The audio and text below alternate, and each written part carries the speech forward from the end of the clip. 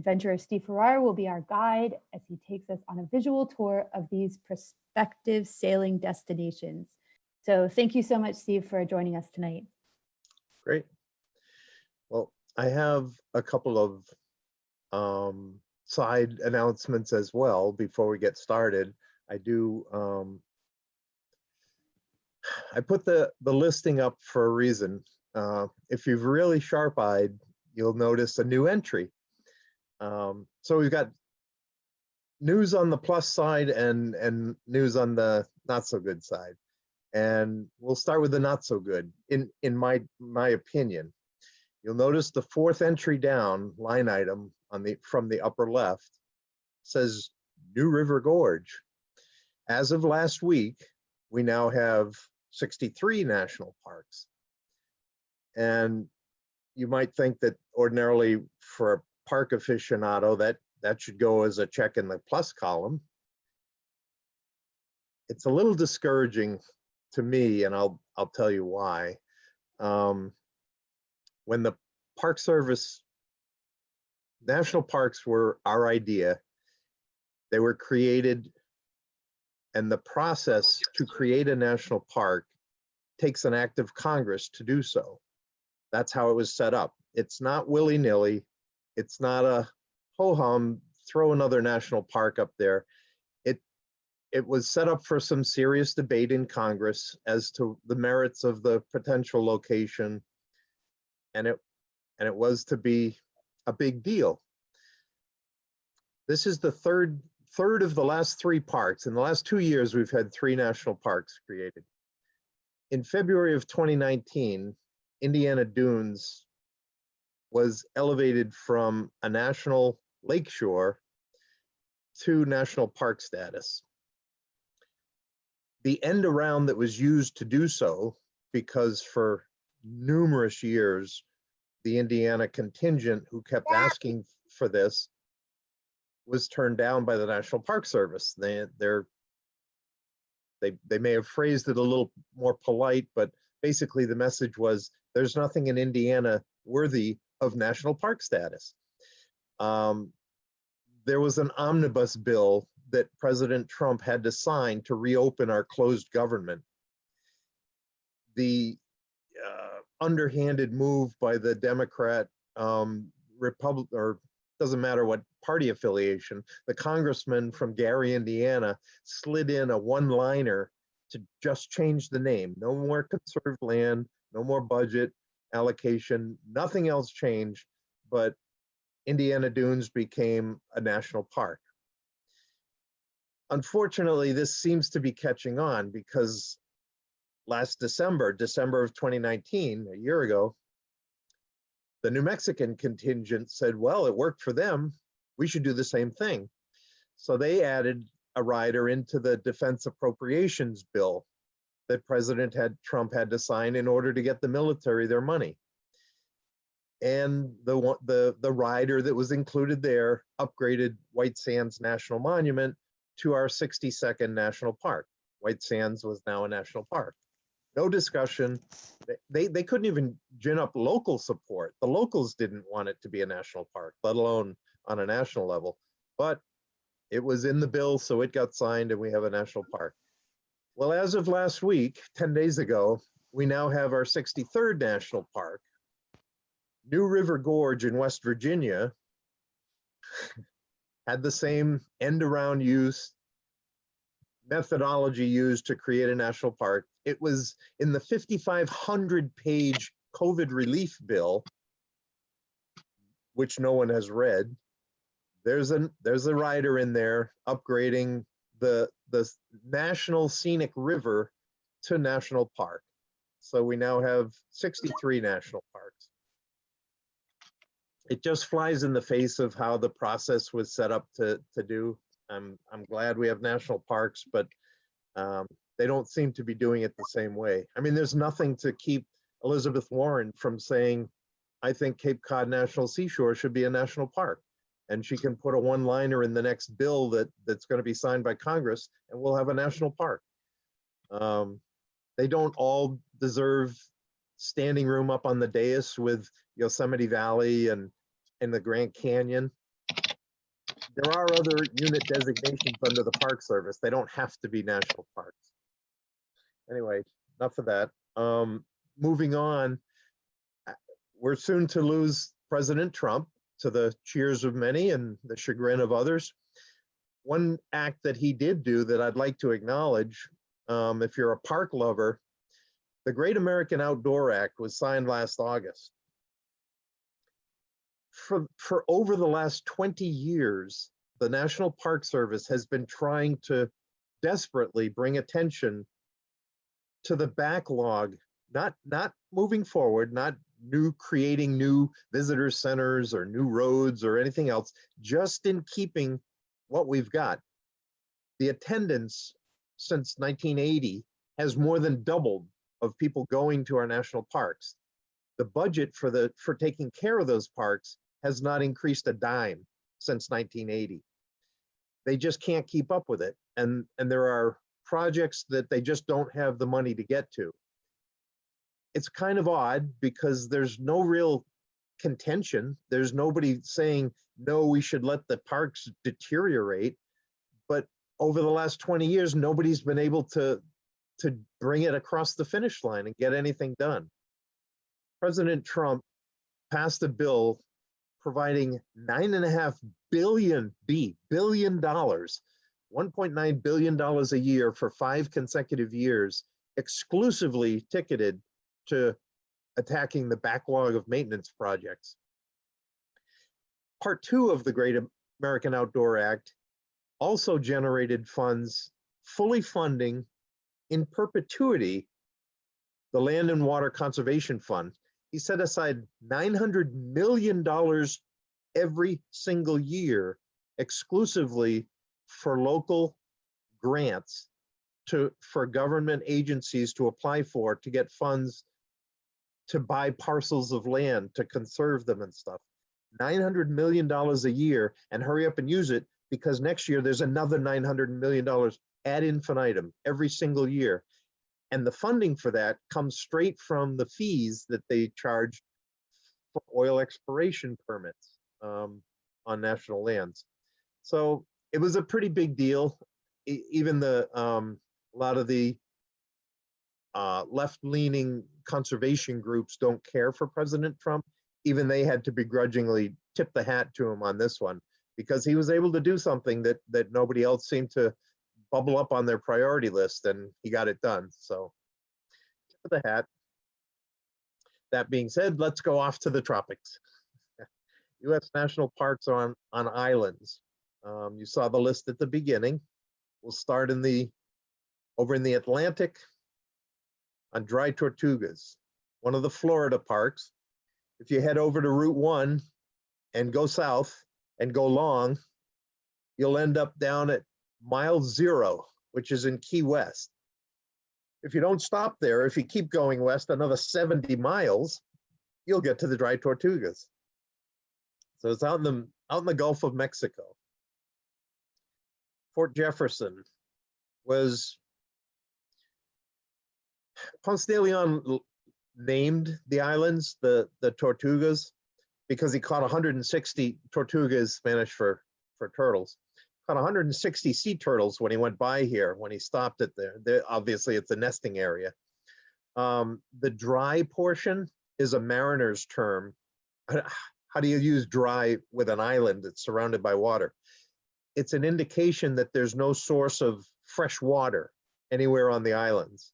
So don't try to refuel here. Don't target the islands as a refueling spot. They're dry islands. 200 years ago, in the big picture, really wasn't all that long ago. 200 years ago, Spain owned Florida. The U.S. bought Florida from Spain and immediately started making plans to set up a naval base to defend the Gulf. So they built this fort out on the island. The fort covers 16 acres. I think there's maybe 16 and a half acres on the island. They used the majority of the land there. Mid 1800s, they built it. If you want to, we built it for protection because the Portuguese, the Italians, the Spanish, the English, everybody had navies, and we really didn't. So to protect the port cities of Galveston and New Orleans and inside the Gulf, there are very few actual deep water channels as a means of entering the Gulf of Mexico. And you better know where they are if you're planning on sailing in there. This is a satellite view or an overhead view of the deep water channel. You can see Port Jefferson there. Even though it's 70 miles from the mainland, there's a lot of shallow water in the Gulf. And you got to know where these channels are. And from one fort, entrance to the Gulf can be protected. So there's two ways to get out there. You can there's a National Park ferry. It's an all-day trip from Key West if you want to go out there. 70 miles by ferry takes you a while. Or you can cheat. You can jump on a pontoon boat, seaplane, and scoot over there, which is what I did. The problem is, if you go by seaplane, I brought my snorkel gear. There's one of the healthiest coral reefs anywhere in the U.S. is around the Dry Tortugas. So I was planning on snorkeling for the day. When you go over by seaplane, though, you're only maybe 150 feet off the deck, and you're going over very shallow water. And what it enables is that you can look down and see the 7-8 foot sharks that are down there in the waters, and you quickly change your plan from snorkeling to maybe I'll take a tour of the fort because you can see what's in the waters there. The fort tour is pretty cool. It's a multi-tiered fort. It was supposed to be 3 levels, but bricks are heavy. And after 2 levels, the island started to sink. It was too heavy. So they stopped putting the 3rd one on. Fort fun facts. Like I say, bricks are heavy. There are over 16 million bricks. You know, if you go for your walk and you've got a brick in each hand to do your aerobic stuff, they get heavy after a while. How about 16 million of them? They were built all the way up to, some came from the coast of Maine and were ferried down there. This was mid-1800s, so there weren't a lot of huge factories churning out bricks. They came from a number of places. The architectural structure, the only architectural structure that'll support that kind of weight is an arch. The weight from above pushes down and actually is buttressed by the weight being spread out. There are over 2,000 arches just within the fort. So it's kind of cool to take a walk down a row like this. 3 levels, 50-foot tall walls. They did arm the top with heavy guns. This fort, talk about a predicament. How would you like to be in charge? It was a POW camp for the Union's internment of Confederate prisoners. There's no fresh water. There were 2,500 prisoners there, and all the jailers that had to administer to it. All they had was catch basins and rainwater to serve the needs of 25. So if there's 500 running the place, it was 3,000 people on a dry island. Here's the gang that took the ferry over and don't know what's out in the water. It is nice shallow water. It's very warm, extremely clear water. As you can see, there are some very, very shallow parts around the island. As we'll see, coral doesn't grow very in deep water. It needs shallow water. It needs sunlight to be able to grow. And this is very shallow water, so you've got some of the most pristine, growing, unpolluted coral reefs anywhere in the U.S. waters. But they're not very, you can snorkel. You don't even have to scuba dive. You can just snorkel around and get up close and personal. There are ships that didn't have the navigational maps of the where the channels are. So there's 300 years of shipwrecks in and around the park's waters. that you can dive if you want to. Shipwrecks aren't the safest thing to go. There are a lot of sharp edges of metal. But if you know what you're doing, then some of them stick up above the water. They're just in shallow water. You can camp on the island, but it supplies nothing. You have to bring not only your own water, but you have to leave no trace camping. There are no trash buckets or refuse. You have to carry out whatever you bring in. Very clear nights though. They don't keep the lighthouse on all the time, so when it shuts off, you get quite a view of the stars up above. So that's right off of the Florida coast. Our second Atlantic Ocean park is down in the Virgin Islands. Virgin Islands owe their existence to the separation of the North American and the South American continental plates. They're pulling away from each other, and that's what created the sinkhole that is the Caribbean basin, the Caribbean Sea. And the cracks in the mantle resulting from the separation every time it shifts allows lava to come up from down below and form another volcanic island. So all of these Caribbean islands are volcanic in nature. St. John's is one of the 3 Virgin Islands where the national park is. In the 1700s, Denmark, who also had a good navy, sailed over and they claimed St. John.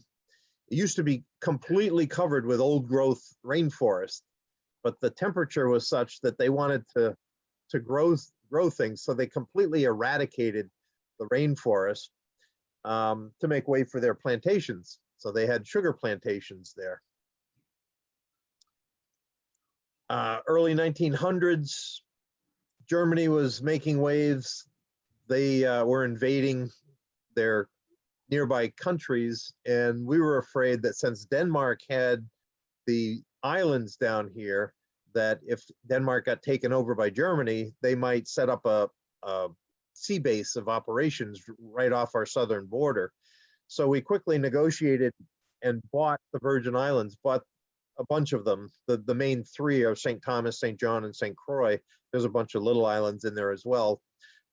We paid $25 million, which I guess in the early 1900s was a lot of money.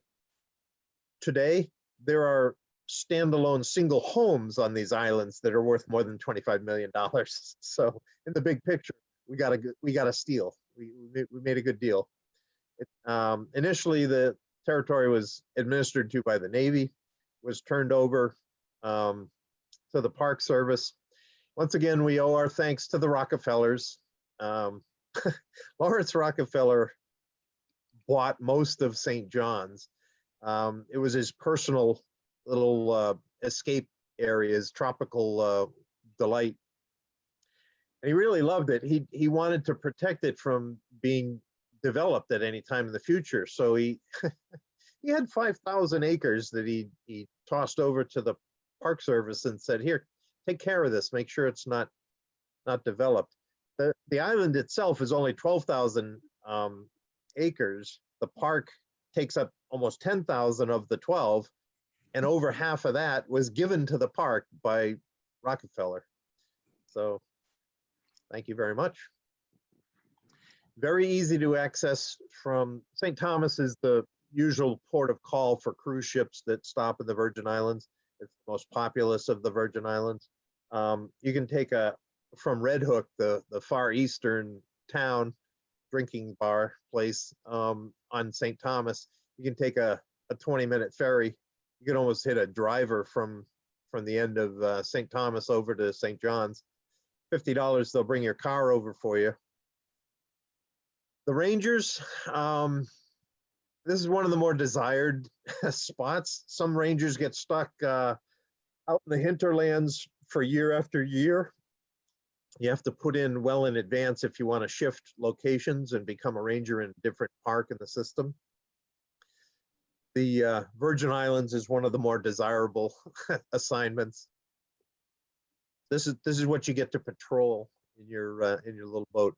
This is the North Shore, and it's sculpted as a series of bays.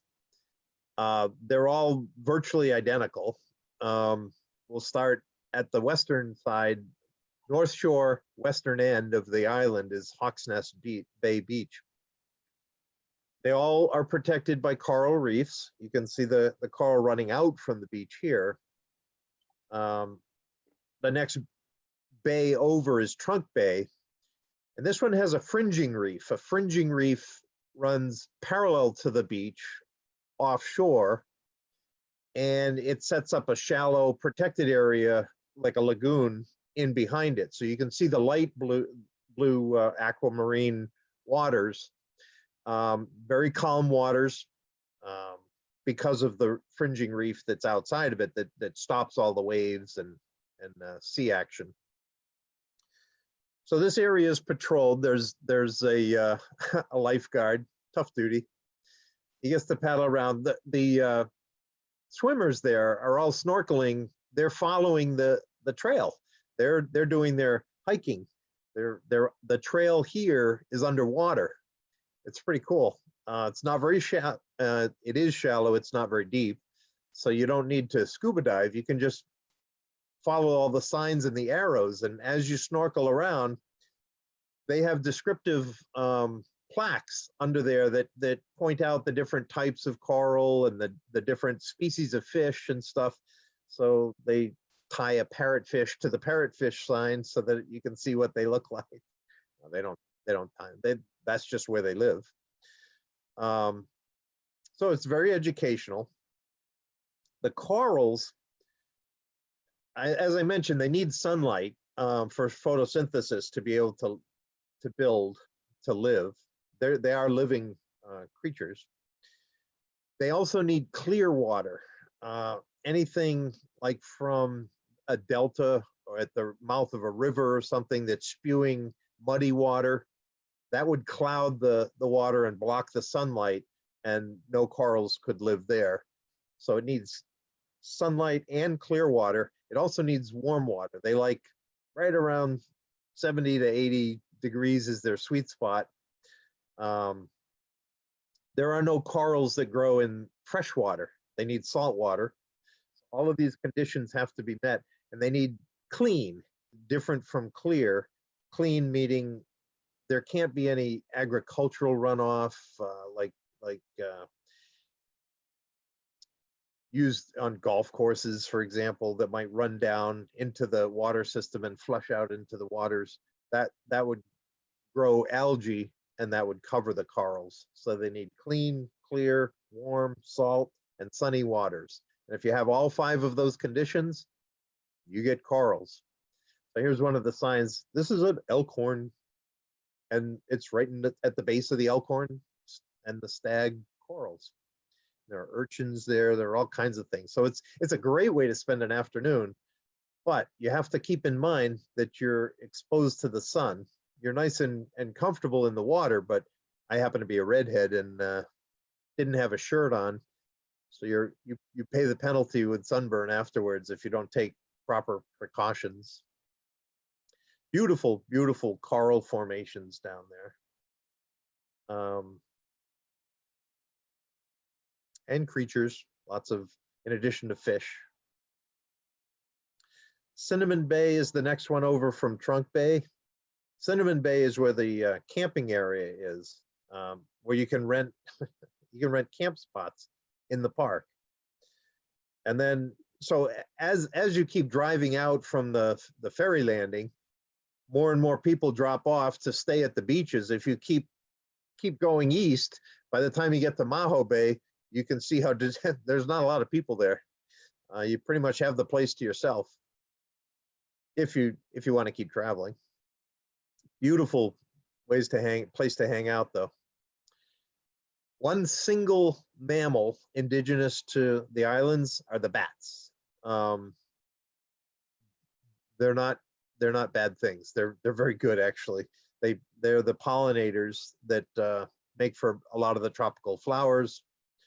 They eat the fruit and they disperse the seeds for the fruit. So both flowers and fruit get pollinated by the bats. And they also, every adult bat will consume their own weight each night in mosquitoes. So you want bats around. They're a good thing. What you don't want around are the non-indigenous mammals. I'll get to donkeys in a minute. But there are feral donkeys roaming the islands, actually. Cinnamon Bay, this is the camp. This is where you go into the office and get your campsite. It's right on the rim of the beach. You can rent pup tent spots and bring your own tent. You're all of 10 yards from the beach. But the drawback to that is that it takes rain to create a rainforest. The tropical downpours that you'll see here are like clockwork. They'll come every afternoon. You can bank on it. So if you don't want to come back and find your a very soggy tent and contents, your sleeping bag floating in a pool, you can rent one of these tent cabins that are elevated. They're on a platform very specifically to keep them out of the rain runoff. And that does the trick. They're not very complex, but it keeps you dry. Problem is the donkeys. The donkeys escaped and they're like feral cats. They're feral donkeys. Well, they're not stupid. They're pretty smart, actually, and they know what's in those coolers. And they'll come raid your campsite. They come in the middle of the night and they'll tip things over to get at the food in the coolers. So the rangers used to eradicate them. They would either capture them or kill them, and they'd load them on rafts and stuff and take them out in the channel and feed them to the sharks. Well, it wasn't too long ago. They kind of got caught, or they got lazy. They didn't go out at night and dump the donkeys. They were doing it in the morning, and it was cruise ships nearby were absolutely aghast at the fact that they were dumping dead carcasses into the water, and they complained to the Park Service. So now there's no more eradication program. Well, that's good for the donkeys, but the population is getting out of control, and they're everywhere. They gang up. There are roving bands of feral donkeys on the island. Something that you don't normally hear about, but it's odd. So you can get away from that by renting a cottage. They do have cement rentals there that are a pretty good deal. They sleep 4, 5, 6 people in a cottage. So it's not resort living, but it's not stuck out in a pup tent either. So there are quite a few options. So as you can see on the North Shore, you've got Hawks, Trunk, Cinnamon, Maho Bay. If you follow the road along and come down out of the mountains to the South Shore, Salt Pond Bay. If any of you are collecting the National Park Quarters series, the Virgin Island Quarter has a Salt Pond Bay is what's depicted on the Virgin Islands Quarter. Very similar to the North Shores, except that it's much more protected. Most of the storms and winds come from the north. The South Shore is pretty glassy. It's very simple. To shallow water, a lot of seagrass, so you can find critters there. This is an octopus. Manta rays like the grass. Eagle rays, sorry. There are turtles. I had a ball with this turtle that he just stuck around. I had to keep going up for air, but then I'd come down and he wouldn't let me touch him. But I played around with him. He was patient. I'd go up, get a mouth of air, and come back down, and he'd wait for me, and then he'd go along. Not a lot of places you can get up close and personal with the critters.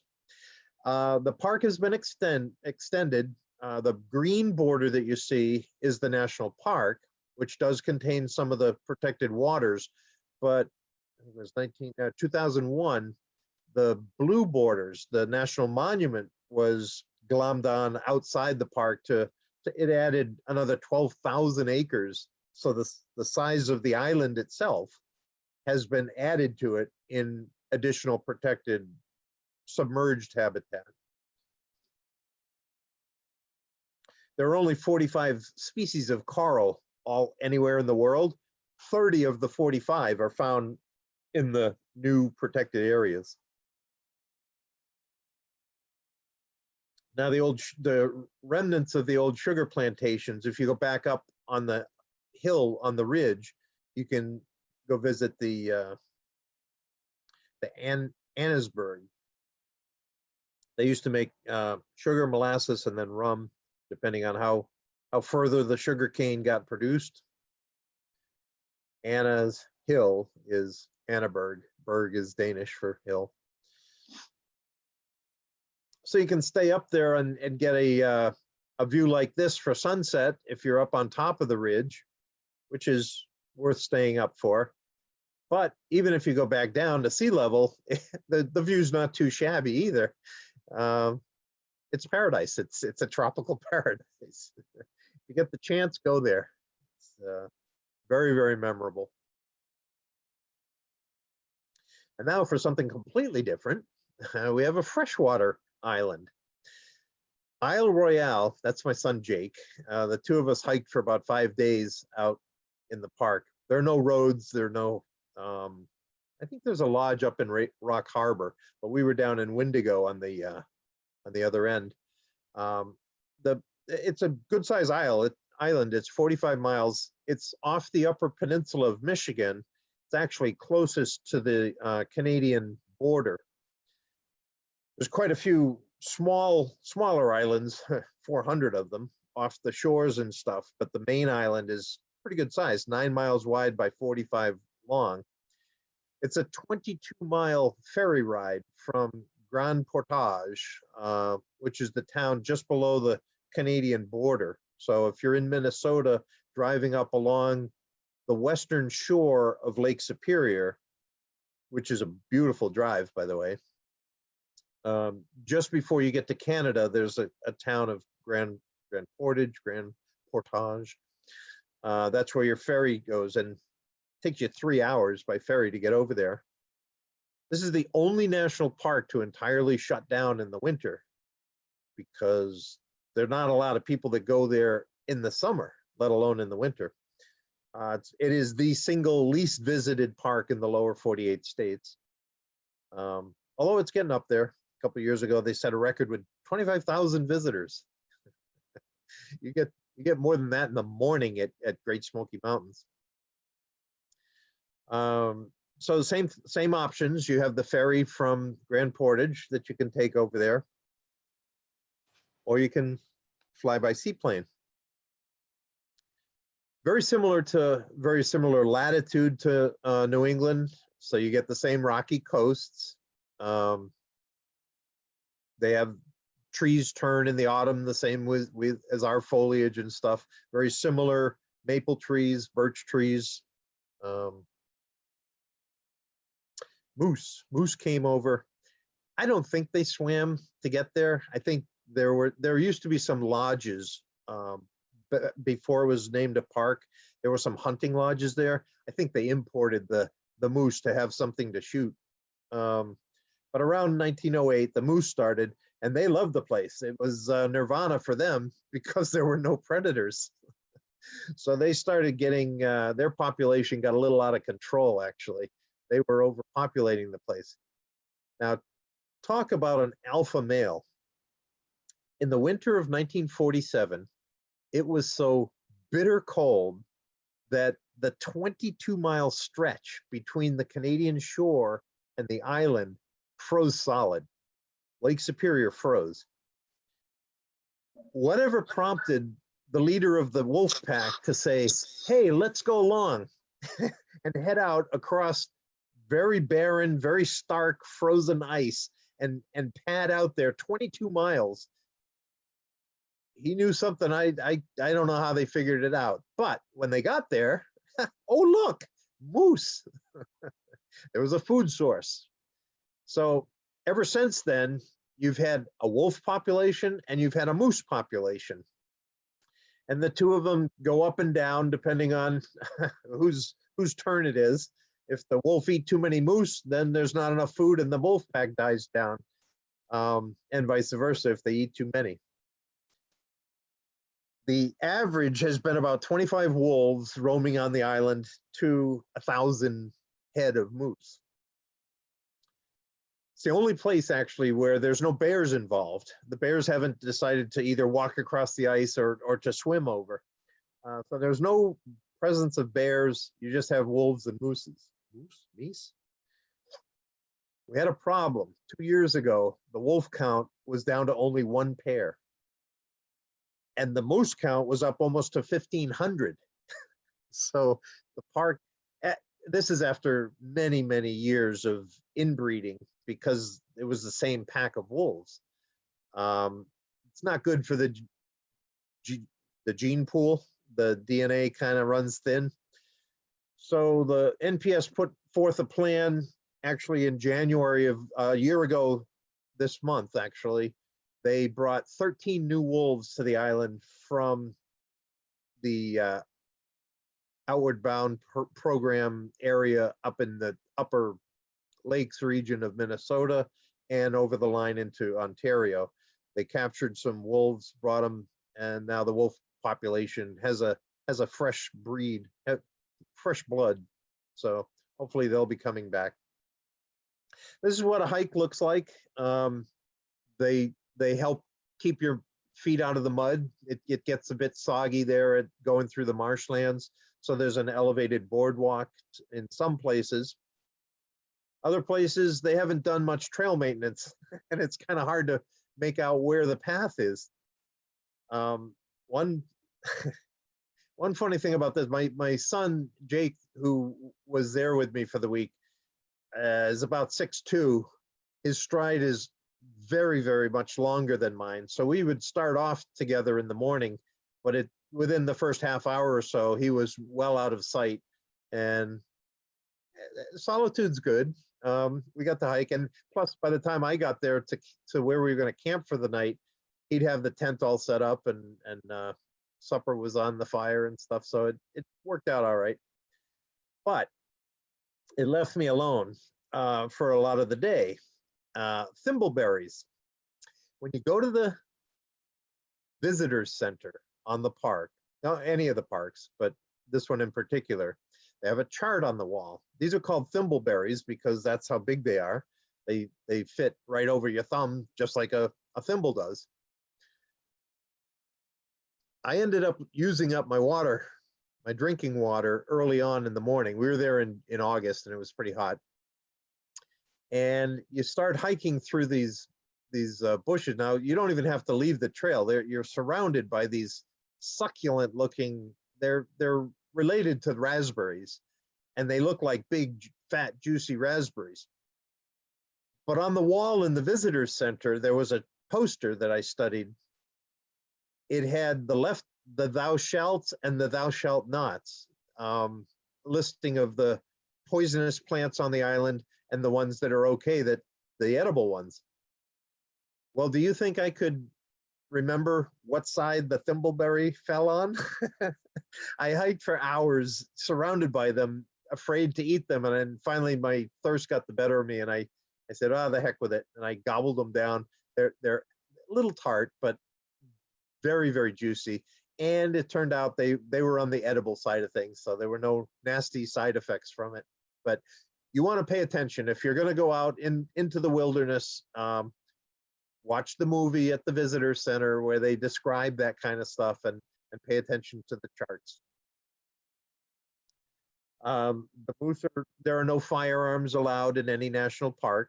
So the critters aren't used to catching one between the eyes. So they're not really afraid of people. They're used to seeing people hike around in the woods. So they just kind of come by. Or when you set up camp, they'll want to see what's for supper. They'll come over. These things are big. That's a 4-man tent. The dome tent is pretty tall. His back is higher than the tent. So you don't want to make them mad. But again, there's your path through the forest. They do have some shipwrecks, more shipwrecks. There's some buoys that designate, I think there's about 9 shipwrecks that are diveable. If you're in Minnesota and you're a scuba diver, you don't have a lot of options. So you go find shipwrecks. You can kayak around there. You don't need a backcountry permit or anything. You can pretty much camp wherever you feel like it. There are some designated camp spots about a day's hike apart if you're making a circuit. But if you find a shore to pull up on with your kayaks, you can have that cove to yourself. Sunsets are gorgeous. But you're also up high enough, you're up almost in Canada, so you can catch some of the northern lights. They're not quite as much of the sky is dancing as you'll get if you spend some time up in Alaska, but northern lights are northern lights. Catch them where you can.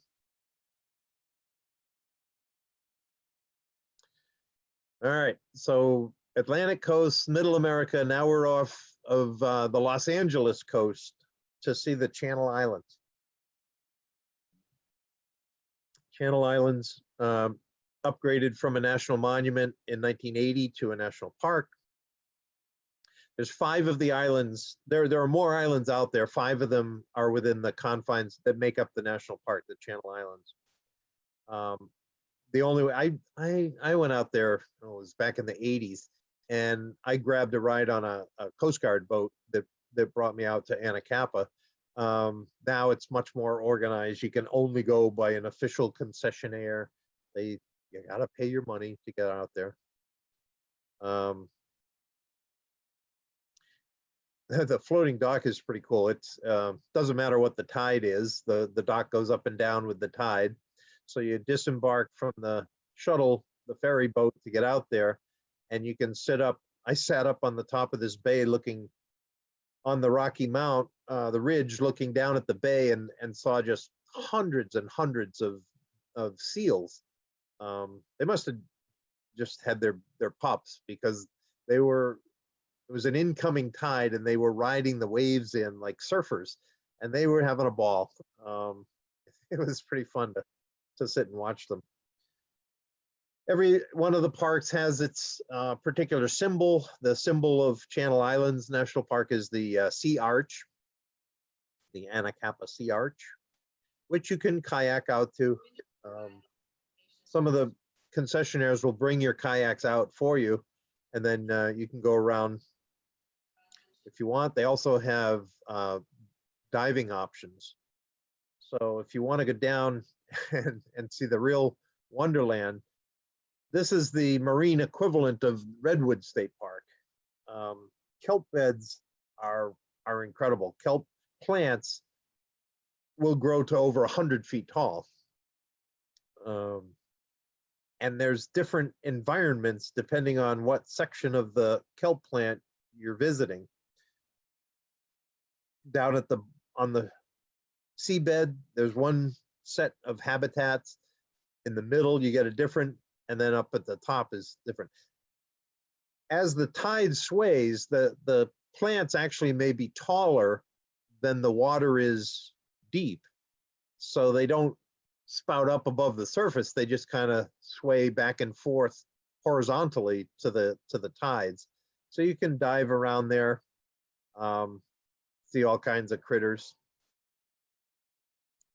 and be seen by all kinds of critters. The curious seals will come see who's invading their territory.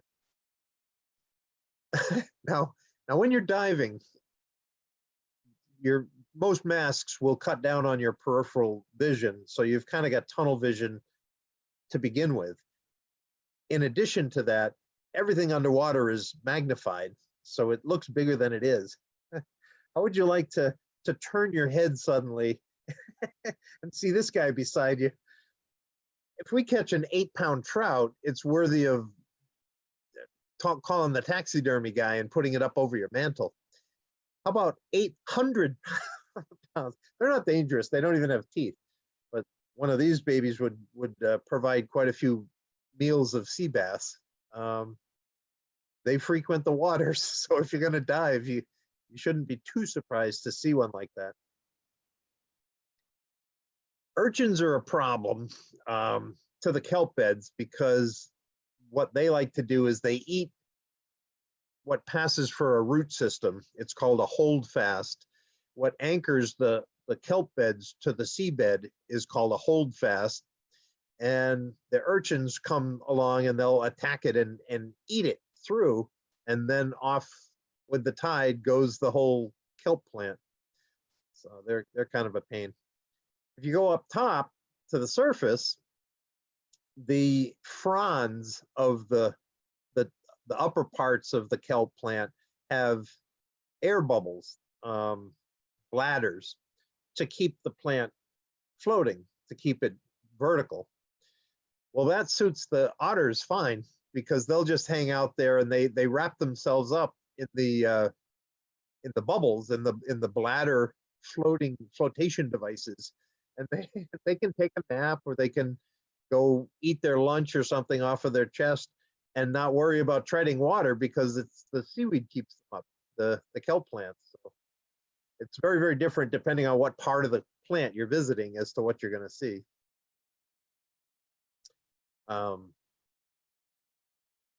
This is odd. They didn't break away from the mainland. They've never been connected. The islands are out there, which means anything on the islands has developed in and of themselves. There are 150 different species of both plants and animals that are not found anywhere else in the world, just on the Channel Islands. It's kind of strange. They recently dug up this pygmy mammoth. It's the most complete fossilized skeleton of a pygmy mammoth ever found. They used to frequent the islands, I guess. And then they have these little guys, the island fox. It's the smallest canine anywhere in the world. It's 12 inches tall when fully grown. Like a ruler is as tall as they get. They're on 6 of the 8 Channel Islands, but nowhere else in the world are they found. They do have sea caves, and these you can get commercial trips to go visit. There's over 100 of them, mostly on the North Shore, and they're huge. The wave action pounds away and erodes the rock, and it keeps carving away. This is one of the largest anywhere in the world. There are over 70 of them that are 200 feet or more deep that you can sail right into, either kayaking or taking boats in there and stuff. You want to make sure that you're not going to get flushed, and hard hats are good, because if the water rises or the waves come in and bounce your head off the top, you want your helmet on. So you can kayak around, you can snorkel around. There's California sea lions there checking you out. The seals will come by. They're very curious. So if you're snorkeling, they'll come by and not really play with you, but just check out what you're doing. There are some of the islands that are off limits. This is virtually our version of the Galapagos.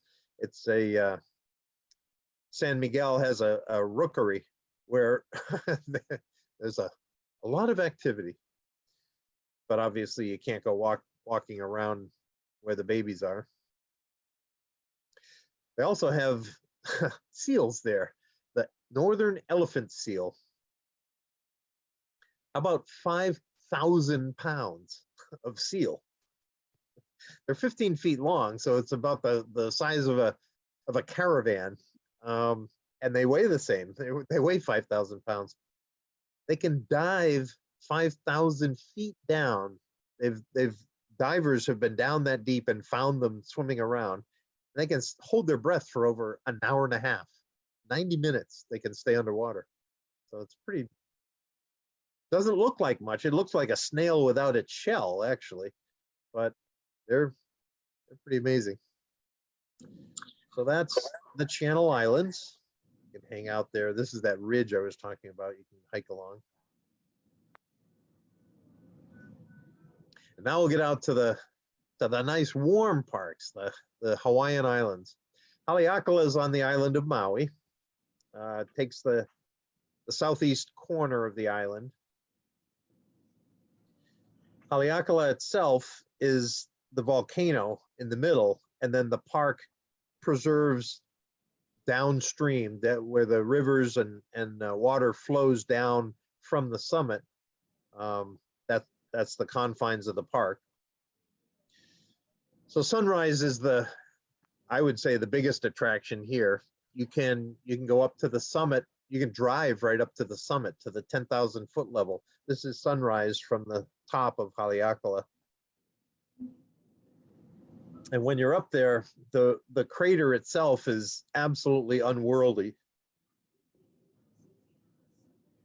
The astronauts going to the moon, actually, this is where they went to train, because it's very similar environment. It's just completely bleak.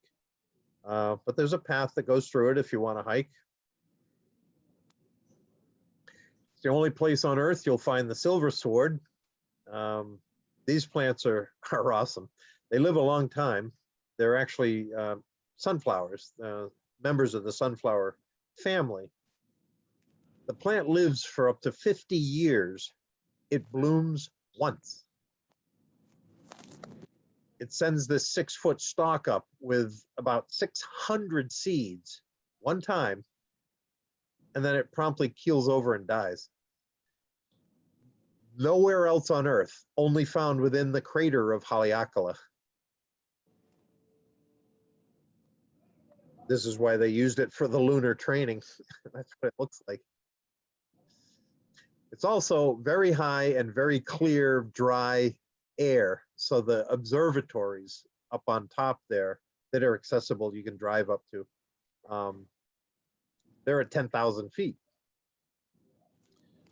The name Haleakala means house of the sun in Hawaiian.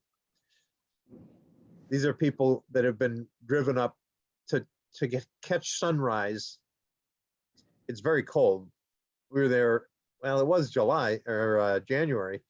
We were there on New Year's Eve, actually. We got picked up at 2:30 in the morning on New Year's Eve. And we're up there at 10,000 feet at 6 in the morning. Very cold. There's my 3 boys, actually, our 3 boys. In their one pieces, because after sunrise, we hopped on our bikes and rode our bikes from 10,000 feet down to have breakfast at sea level on the beach. You don't have to pedal an awful lot, but you hope your brakes hold, because that's the that's the route that you're riding your bikes down. It's pretty fun. They have they bring the bikes up for you in the van, and then he rides behind you so you don't get run over by cars coming down. But partway down, it warms up, and you're not up in the clouds anymore. So you shed the one piece, and this is your view for the lower part of the ride down. If you then want to continue, you end up on the north shore of Maui. When you come down from the summit, you can bend around the east coast. This is the road to Hana. If you've ever driven it, it's rather an unforgettable experience. It's one of the most scenic drives anywhere in the United States. That's the road. Look at the cars down at the bottom for a little scale. It's not one where you want the driver viewing, because there's not a lot. Some of the bridges have guardrails, but most of the hairpin turns do not. So you want to pay attention. They literally just hacked into the side of the mountain. It's not where a road belongs, but it's pretty wild way to get down there. You get down to the town of Hana, and if you follow it past there, you get down to where the blue dot is. That's the 7 pools. That's the Kipahulu section of the. There's a visitor center and a park entrance there at the Kipahulu Visitor Center. You can park there and walk up the rivers that are flowing down from the volcano. And there's this series of pools, the 7 pools, that you can keep climbing up and climbing up. And each one of them, there are my 3 boys. Brooks is in flight there, having just leaped off the lava where the Jake and Galen are standing watching him, because you have to clear about 15 feet out to not land on lava rock to make it to the pool. And they were having second thoughts about it. But you can spend a fun day in the waterfalls and jumping in the pools, and it's fun. So now if you're back up at the top and you pivot 180 degrees, you're not facing east. This is sunset from the summit. Also, well worth your time to go up there. Takes clouds to make a great sunset or sunrise, and the clouds come all the way across the Pacific, so they gather here, and unforgettable. And then at night, those aren't clouds, that's the Milky Way, and that's how vivid your view is from up there. The other Hawaiian park is down on the Big Island. This is Hawaii Volcanoes National Park. It's on the southern edge of the Big Island. Contains two of the most active volcanoes in the world. If you've ever been over to Iceland, you'd think that's saying something, because there are a lot of other places in the world where there's eruptions going on. But this is unique. Mauna Loa, for a volcanic island, 13,000 feet is pretty tall. So that's an oddity in itself. But it happens to be the tallest mountain anywhere on Earth, because the 13,000 is measured from sea level. The mountain doesn't stop there. If you follow the shape of the mountain down to its base on the seabed, it's actually 56,000 feet tall, as opposed to Mount Everest, which is 29,000 feet. So Mauna Loa is a big one. It's big above the water, but it's even bigger down below. The rim overlook, there's a road that goes around it. This is the crater of Kilauea, which is bubbling. There are accommodations there. There's a restaurant here, the Volcano Lodge, Volcano House. You can have meals and even stay there if you want to stay in the park. Crater Rim Drive flows south from there. One of the stopping points is this Thurston lava tube. During an eruption, the lava flows and empties, but the outsides of it, the leading edge, if you will, of the hotspot cools down and reforms as rock. While the magma inside flows out, it leaves the tunnel of lava. There are not a lot of places where you can go crawl around inside a lava tube, but this is one of them. So if you drive from Crater Rim, the circle up at the top, all the way down the Chain of Craters Road, you get down to the sea. When I say down, it descends 3,700 feet from up on the volcano all the way down to sea level. So it is a steep descent. But that gets you down to where the action is, because this is where the lava is flowing. This section that we're walking across was liquid a few days earlier. It's just recently skimmed over, and it crinkles as you walk on it because it's not been stepped on before. So the boys had fun climbing around. This is Pahoehoe is the viscous. It's like molasses. It's not a free-flowing lava. It's kind of globular, and it just kind of glops around. This was just formed within the last day or so. These guys weren't real happy. They were rangers that were yelling at us because we had gone out. It's a national park. You can go anywhere, but they do have their guidelines. They have the ropes there, and we were well outside of them. We were over where the live lava was flowing, which they had a point. I mean, we were being kind of ignorant. We got to the point where our sneakers were actually melting, which was a little too close for comfort. You shouldn't be pressing it quite that much. It's a lot easier to come back at night. We were there in the afternoon. Brooks and I went back at night and went and sat on the ridge here where the lava was flowing over into the ocean. It's kind of hard during the day. You can't see it as much, but if you come back at night, the lava glows and it's a lot easier to pick out and see what's there. It's been constantly flowing. This is 12 years since the violent eruption went off. Now it's just burbling or flowing constantly, and it's the biggest attraction on the big island. People come to see it at night. And the two of us sat, you got to be able to kind of hold your nose because there's a lot of sulfur being released, a lot of sulfur gas. But we sat for hours just watching basically the island growing.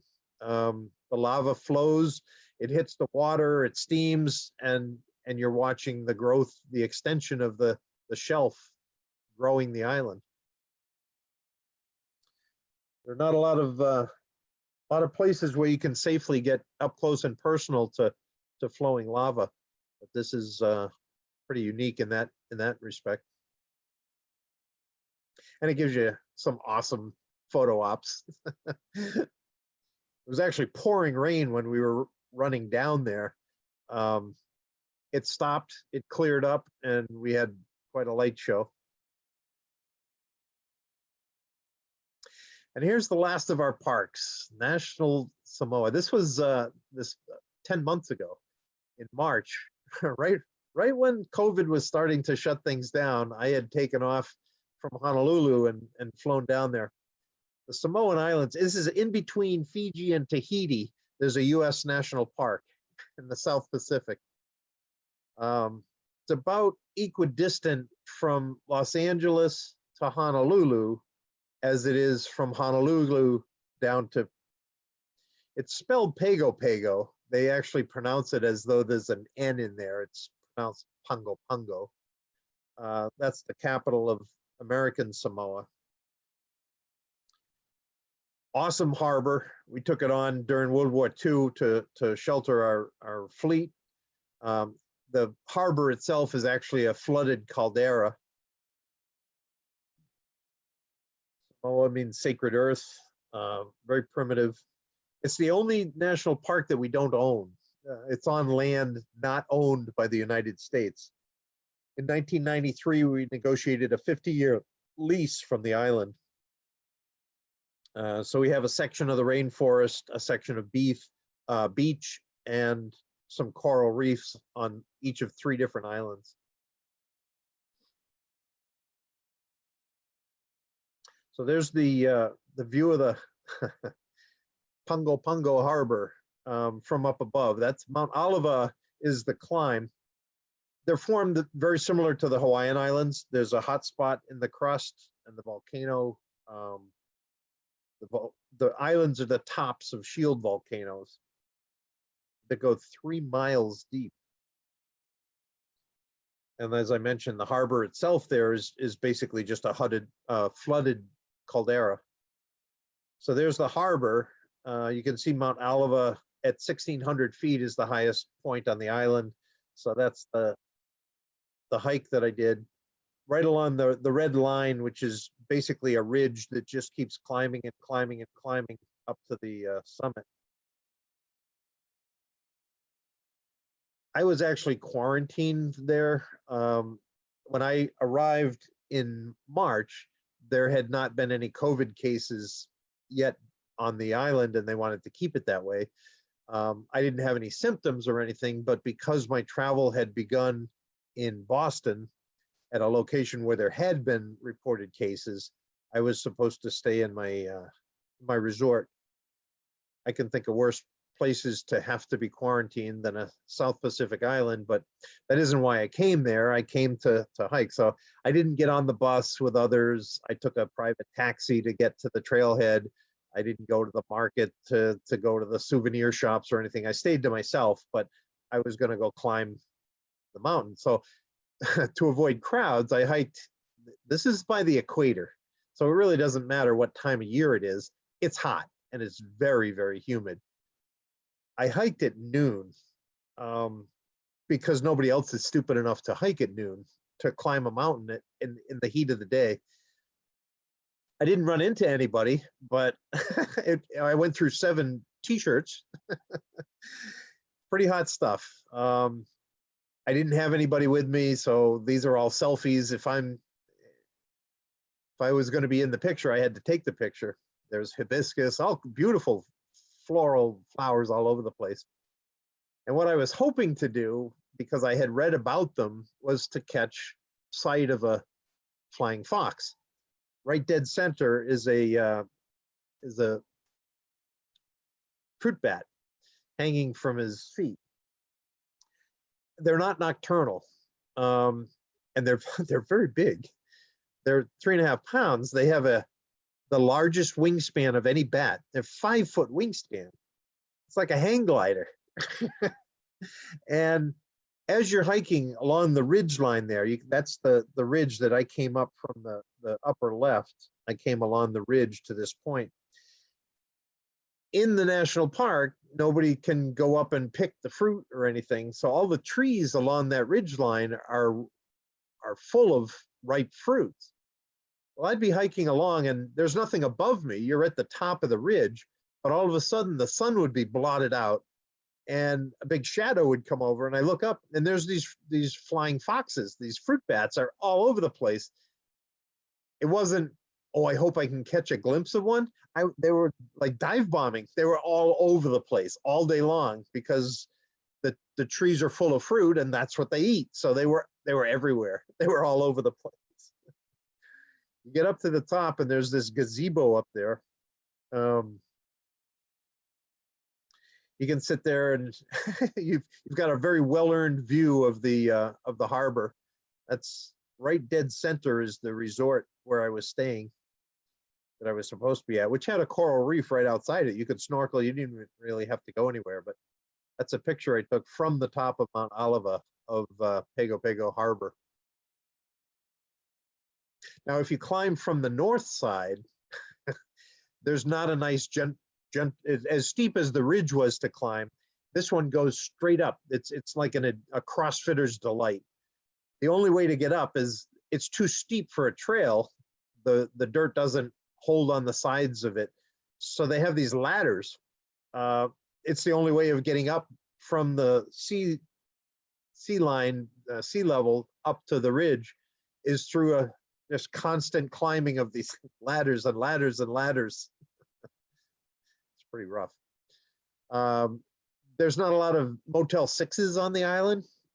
So they do have a homestay program. If you give notice ahead, some of the villagers, there's 9 different villages within the confines of the park, and it's their lands. You can petition to ask to stay with one of the families, and they'll take you in, and you can go fish for your supper. They'll teach you how to throw the nets and stuff to catch fish, and it's a different kind of experience.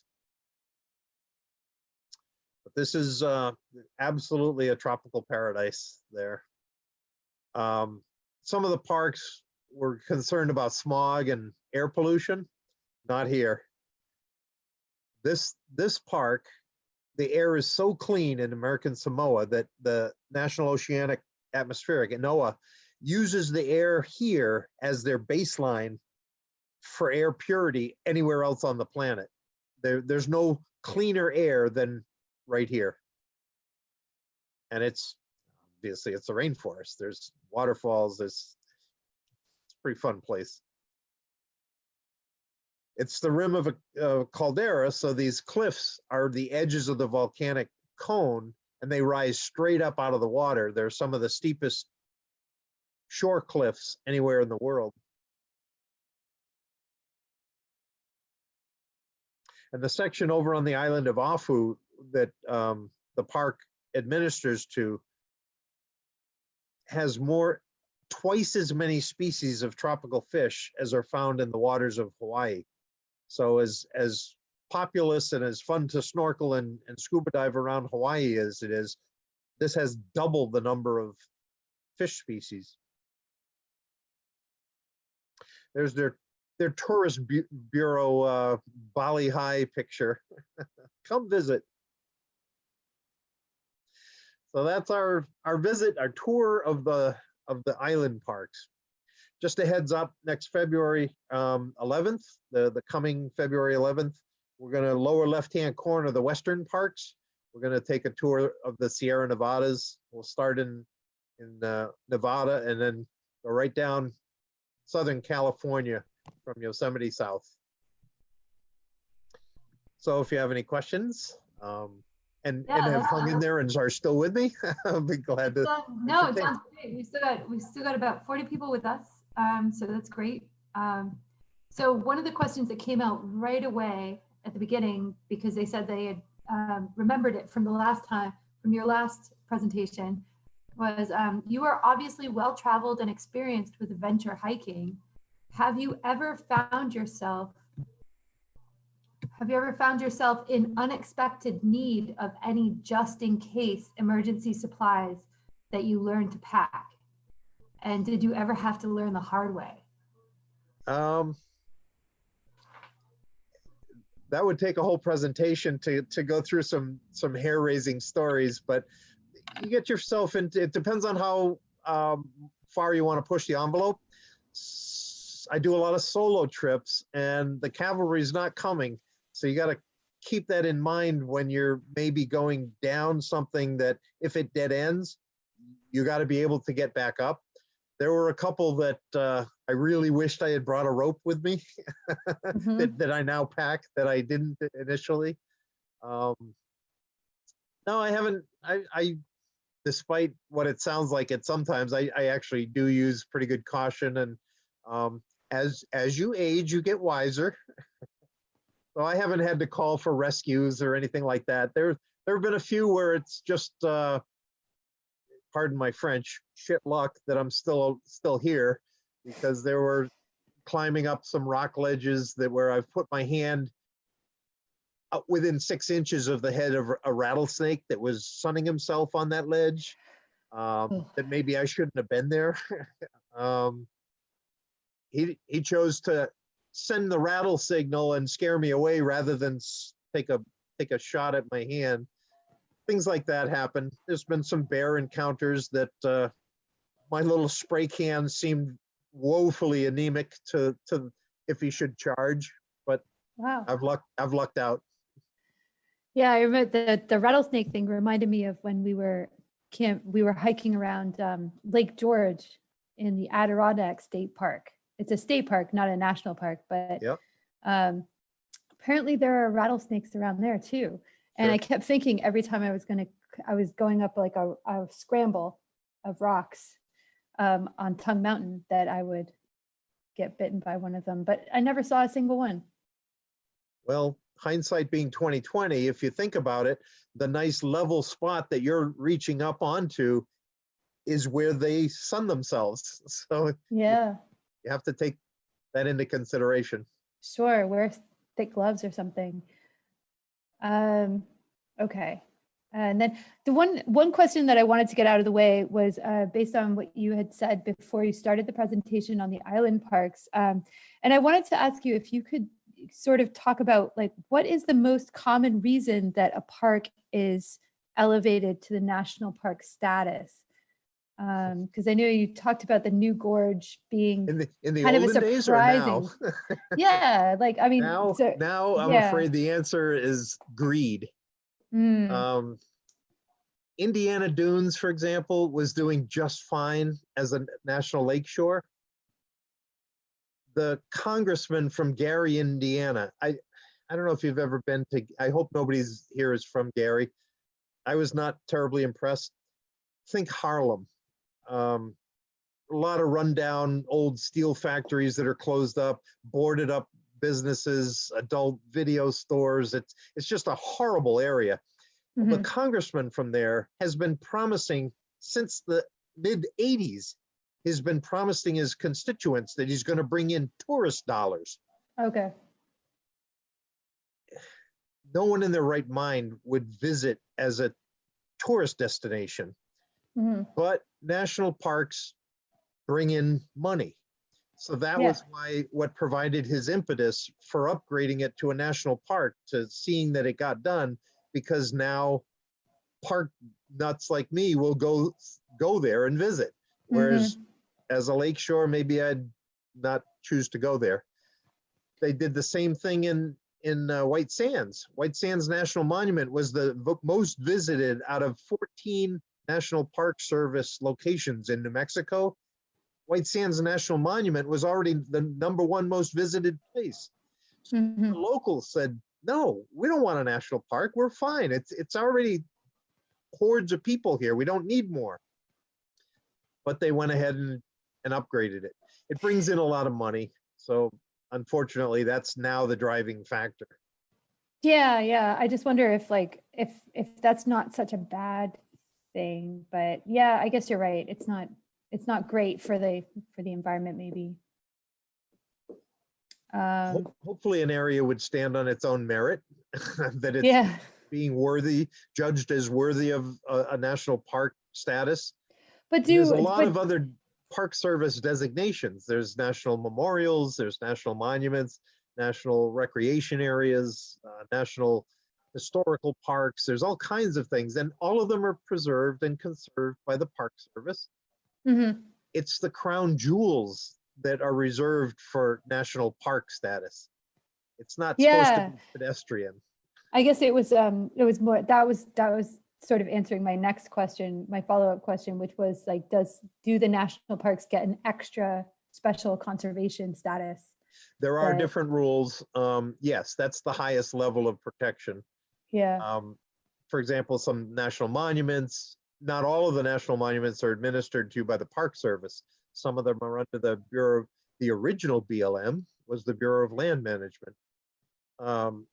They will negotiate mining leases, or the Forestry Service will give logging rights out on lands that might be in a national monument, but not a national park. No, Right. no other commercial activities can take place. Yeah. Okay. All right. That's good. Thank you. And then Gail wanted to know if in the Channel Islands, is there as much snorkeling as diving? Is there snorkeling in the kelp bed area? Are you likely to see many of the 150 species of the Channel Islands? And sorry, I'm just having trouble.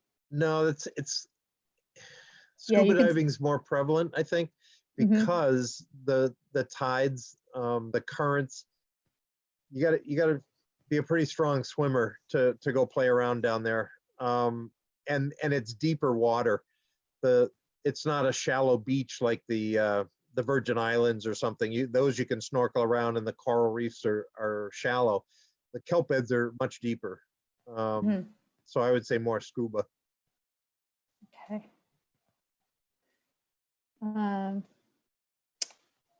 Let's see. Is the park in Alaska considered an island park too, or no?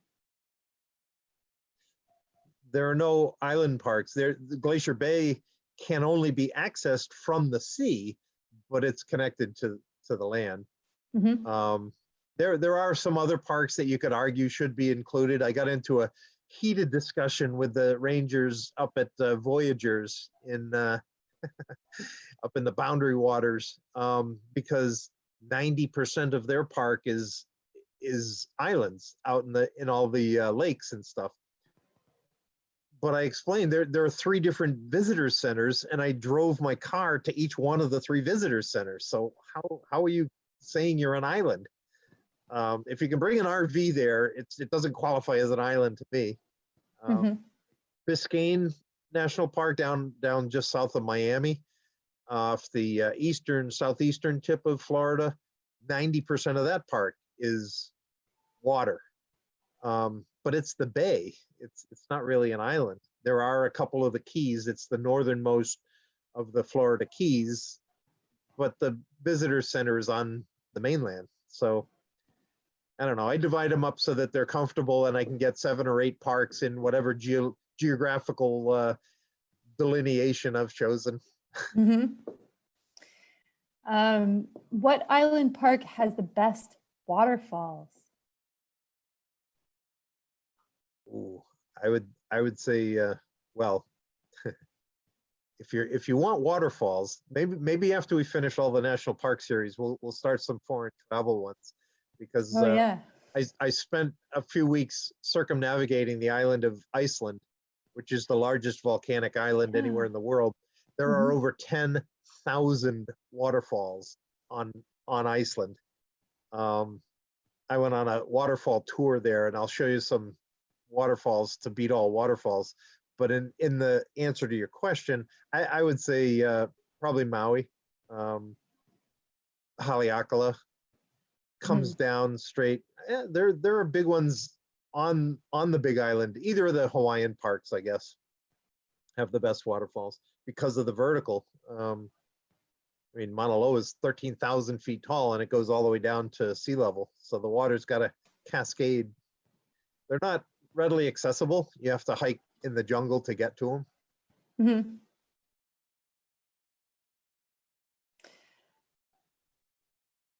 Wonderful. Yeah, we'd love to hear that. My husband visited Iceland at one point, and he also did the circuit, but he couldn't, in the vehicle that he had rented, could not go overland. Right. And apparently that's what you need. You need that vehicle that can really go off-road to see the best stuff. Correct. So that's to go cool. into the interior. Yeah, right. Well, we've just got so many positive comments from your presentation, and I really appreciate another great night spent, hour and a half spent with us. And thank you so much. Well, next February the next talk will be interesting because I'm gonna show you pictures of the Sierra Nevada parks, the Yosemite and Kings Canyon and Sequoia. But just a heads up, I just put the finishing touches on the first guided, one of my boys, one of my sons owns a CrossFit facility over in Hopkinton, and he's got all these uber athletes that want to go and challenge themselves. So they want us to put some guided tours together.